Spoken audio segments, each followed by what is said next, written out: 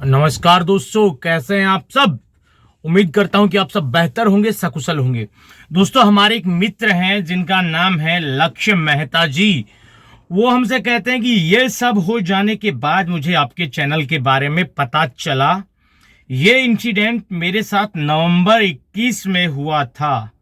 क्या अभी भी दिए हुए पैसे वापस आ सकते हैं?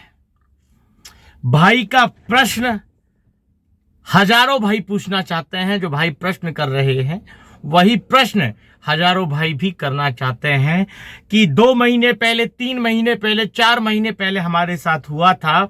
हमने ब्लैकमेलर को 10,000 दिए, 5,000 दिए, 4,000 दिए, 20,000 दिए, 25,000 दिए। मेरी नजर में ऐसे ऐसे लोग हैं जिन्होंने ब्लैकमेलर को 2.5 लाख रुपए दिए। वो सभी चाहते हैं क्या उनके पैसे वापस आ सकते हैं। भाई ने ये प्रश्न उस वीडियो के उपरेक्ष में पूछा था जिसमें मैंने कहा था कि अब 2 घंटे लगेंगे, आपका पैसा जिसने भी ठगा है वो आपको वापस मिल जाएगा। तो भाई शायद आपने वो वीडियो पूरा देखा नहीं था। वो वीडियो था आपके साथ जब घटना होती है तो आप उसके तुरंत बाद गोल्डन टाइम आपका होता है पैसे अपने वापस लेने का। 2 घंटे का, 1 से 2 घंटे में आप 155260 पर कॉल करते हैं। उसके बाद आप अपनी कंप्लेन करते हैं तो आपके पैसे मिलने के चांसेस 90% तक होते हैं।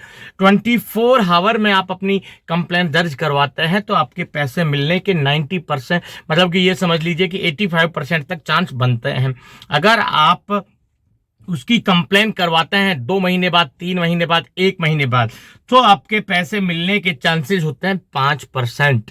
क्योंकि जब तक आपका पैसा निकल चुका होता है उसके बाद बैंक चाहे अकाउंट फ्रीज करे चाहे कुछ भी करे, क्योंकि सारे अकाउंट और सारे जो सिम कार्ड होते हैं वो फर्जी आइडेंटिटी पर होते हैं।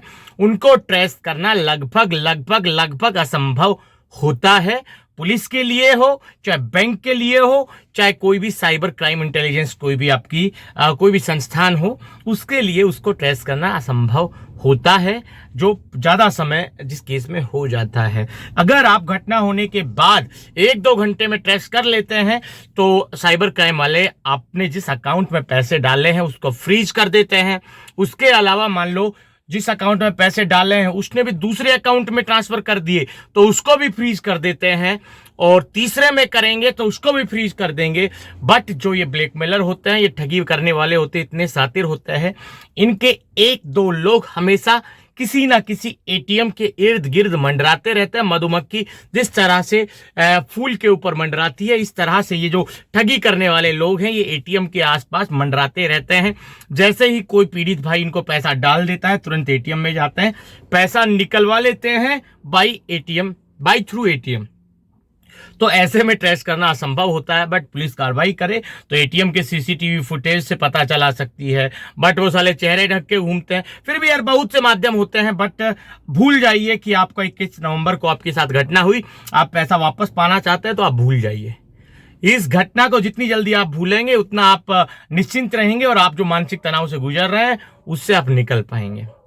अगला सवाल हमारे एक भाई हैं जिनका नाम है विजय मेहरा। वो हमसे कहते हैं कि सर उनके पास वीडियो है, वो एफबी पर अपलोड कर दे तो मेरे साथ भी ऐसे ही हुआ है, क्या करूं, पैसे भी मांग रहे हैं। विजय मेहरा भाई, सबसे पहले आपको अपना फेसबुक अकाउंट डीएक्टिवेट कर देना चाहिए, परमानेंट डिलीट कर देना चाहिए, कम से कम 5 दिन 10 दिन के लिए।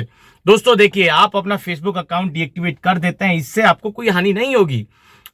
4-5-10 दिन तक फेसबुक नहीं चलाएंगे, इससे ज्यादा क्या हो जाएगा। फेसबुक नहीं चलाने से आपका कोई कारोबार पर असर थोड़ी ना पड़ रहा है। बस 2-4 दिन आप जो अपना टाइम पास के लिए फेसबुक चलाते हैं वो टाइम पास किसी और माध्यम से कर लीजिए।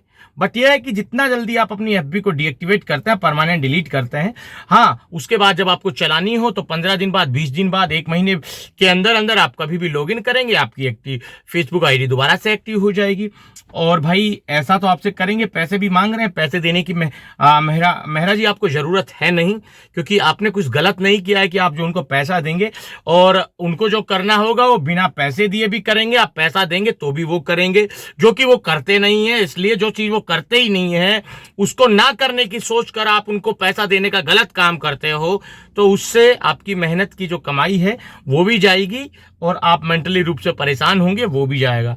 तो इससे अच्छा है कि वो जब कुछ करते ही नहीं है तो पैसा देने की उनको कुछ ज़रूरत है ही नहीं। आपका वीडियो ना कहीं अपलोड करते हैं ना वायरल करते हैं, उनके हाथ में कुछ नहीं है, उनके हाथ में सिर्फ आपको डराना है और आप डर भी जाते हैं। भाई विजय मेहरा जी, आपको एक भी पैसा उनको देने की ज़रूरत नहीं है। अगला सवाल हमारे एक मित्र हैं जिनकी आईडी है न्यू आइडियाज विद प्रभाकर के नाम से। तो वो हमसे पूछते, यार ये तो भाई ने पूरा सवाल भी नहीं आया, बट कोई बात नहीं, मैंने स्क्रीनशॉट लिया था इनके सवाल का तो आपको बता देता हूं। न्यू आइडियाज विद प्रभाकर, मेरे अंदर भी आग लगी है इनसे बदला लेने का, and brother you great person for giving motivation and awareness all of youth.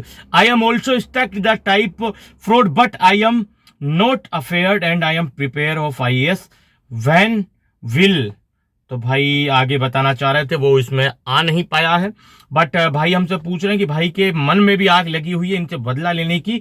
भाई हमें कह रहे हैं कि आप एक बेहतरीन काम कर रहे हैं, अच्छा काम कर रहे हैं लोगों को, यूथ को मोटिवेट करने का। मैं इन सब फ्रॉड से हमेशा सावधान रहता हूं, फिर भी ये मेरे साथ हुआ। I am not afraid, I am prepare. भाई से डरे नहीं है, भाई IAS की तैयारी कर रहे हैं और भाई आगे शायद कहना चाहते हैं कि जब ये IAS बनेंगे तो ऐसे लोगों का इलाज जरूर करेंगे। देखिए प्रभाकर भाई, आपने मुझसे कहा, मेरी तारीफ की, उसके लिए आपको बहुत बहुत धन्यवाद, दिल से धन्यवाद। बट जब आप बता रहे हैं कि आप IAS की तैयारी कर रहे हैं, देखिए मैं इस चीज से क्लियर हूं कि जब इस तरह के फ्रॉड का कोई भी शिकार होता है तो जरूरी नहीं है कि वो किसी की भी तैयारी कर रहा हो, कितनी भी उसकी क्वालिफिकेशन हो, कितनी भी उसके दिमागी स्तर हो, फिर भी ऐसी चीज में फंस जाता है, अनुमम फंस जाता है। क्योंकि जब बुद्धि पर सांप लौटता है तो हम समझ नहीं पाते क्या हो रहा है कि क्या नहीं हो रहा है। बट जैसा आप बता रहे हैं कि IAS की आप तैयारी कर रहे हैं, हमने सुना है, देखा है, महसूस किया है कि जो IAS की तैयारी कर रहे हैं उनका दिमागी लेवल थोड़ा अलग होता है, बाकी लोगों से अलग होता है, थोड़ा उच्चतम स्तर का होता है। और ये थोड़ा दुख दिल में होता है कि 3री फेल, 5वीं फेल, 7वीं फेल, 8वीं फेल, कोई मुश्किल से 2% होते होंगे, जब 10वीं तक पहुंचते हैं वहां भी वो फेल हो जाते हैं। ऐसे ब्लैकमेलर हैं वो, और वो इस तरह के IAS की तैयारी करने वाले लोगों को जब अपने जाल में फंसाने की कोशिश भी करते हैं तो बुरा लगता है। आप लोगों का दिमागी स्तर लोगों से अलग है। आपको तो ऐसा होना चाहिए कि जब पहला स्टेप वो आपके साथ करें, वीडियो कॉल की कोई बात नहीं, उसके बाद जब भी आपको धमकाएं तो उल्टा उनको इस तरह से आप जवाब दें कि वो मैदान छोड़ के आपको ब्लॉक करके खुद भाग जाएं। जब आप IAS की तैयारी कर रहे हैं तो बहुत से ऐसे बेचारे मासूम भाई हैं जो पढ़ाई छोड़ के अपना छोटा मोटा काम धंधा कर रहे हैं, कोई अपना बिजनेस कर रहे हैं, कोई अच्छा हाई प्रोफेशनल बिजनेस लाइफ में है, मतलब अच्छी पढ़ाई करने वाले हैं, अच्छे बड़े बड़े घर के लोंडे हैं, वो बेचारे भी इसमें फंस जाते हैं। तो उनका समझ आता है, बट भाई आप IAS की तैयारी कर रहे हैं, पर कोई बात नहीं, आपके साथ हुआ, ये दुर्घटना थी, एक्सीडेंट था, आप इससे निकल गए होंगे, नहीं निकले हैं तो निकल जाएंगे, डरने की कोई जरूरत है नहीं। बट भाई आपसे एक विनम्र अनुरोध है कि IAS की आप तैयारी कर रहे हैं, हम ऊपर वाले से दुआ करते हैं और भगवान से प्रार्थना करते हैं, सच्चा जो साहिब गुरु साहिब से हम आपके लिए अरदास करते हैं और गॉड से हम प्रे करते हैं कि आप आपका जो लक्ष्य है उसको प्राप्त करें, और लक्ष्य को जब आप हासिल कर लें तो ऐसे लोगों के खिलाफ एक तगड़ी वाली मुहिम चलाएं और ऐसे लोगों को इनके अंतिम अंजाम तक पहुंचाने का रास्ता प्रशस्त करें, और इनका इलाज जो एक IAS ऑफिसर कर सकता है दूसरा नहीं कर सकता, क्योंकि उसके हाथ में सिस्टम होता है, उसके हाथ में शासन होता है, उसके हाथ में प्रशासन होता है। और जब सिस्टम का मालिक किसी काम को करने की ठान लेता है तो दुनिया की कोई ताकत उसे नहीं रोक सकती उसको उसके अंजाम तक पहुंचाने में। तो प्रभाकर भाई, हम आपको इन्हीं सब शुभकामनाओं के साथ इस वीडियो का हम अंत करते हैं। दोस्तों आज की इस वीडियो में इतना ही, जल्द मिलते हैं नया वीडियो लेकर नई जानकारी के साथ। तब तक दोस्तों रखिए अपना ख्याल। धन्यवाद दोस्तों। जय भीम, जय हिंद की सेना साथियों।